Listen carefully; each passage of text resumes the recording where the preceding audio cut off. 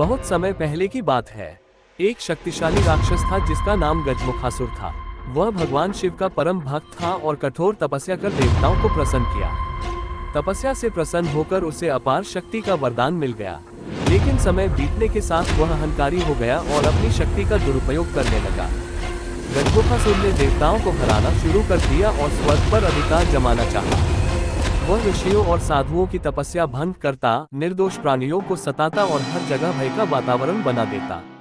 देवता भयभीत होकर भगवान गणेश के पास पहुंचे और सहायता मांगी। गणेश जी ने शांत मुस्कान के साथ वचन दिया, अधर्म चाहे कितना भी शक्तिशाली क्यों न हो, धर्म की विजय निश्चित है। फिर गणेश जी ने अपने वाहन मूषक पर सवार होकर गजमुखासुर से युद्ध करने का निश्चय किया। जब गजमुखासुर ने देखा कि एक छोटे से मूषक पर सवार गणपति उससे युद्ध करने आए हैं तो वह हंस पड़ा। क्या ये छोटा देव मुझे पराजित करेगा? लेकिन गणेश जी ने अपनी सूंड से अपना परशु कुल्हाड़ी उठाया और गजमुखासुर पर वार किया। युद्ध भयंकर हुआ।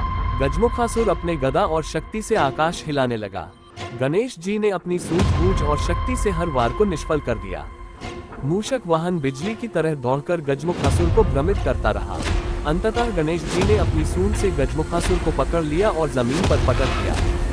गजमुखासुर हारकर गणेश जी के चरणों में गिर पड़ा और प्रार्थना करने लगा, हे विघ्नहर्ता, मुझे क्षमा करें, अब से मैं केवल आपका भक्त रहूंगा। गणेश जी ने उसे आशीर्वाद देते हुए कहा, तुम्हारा नाम और रूप मेरी कथाओं में सदा याद किया जाएगा। जो भी मेरी पूजा करेगा वह पहले तुम्हें स्मरण करेगा।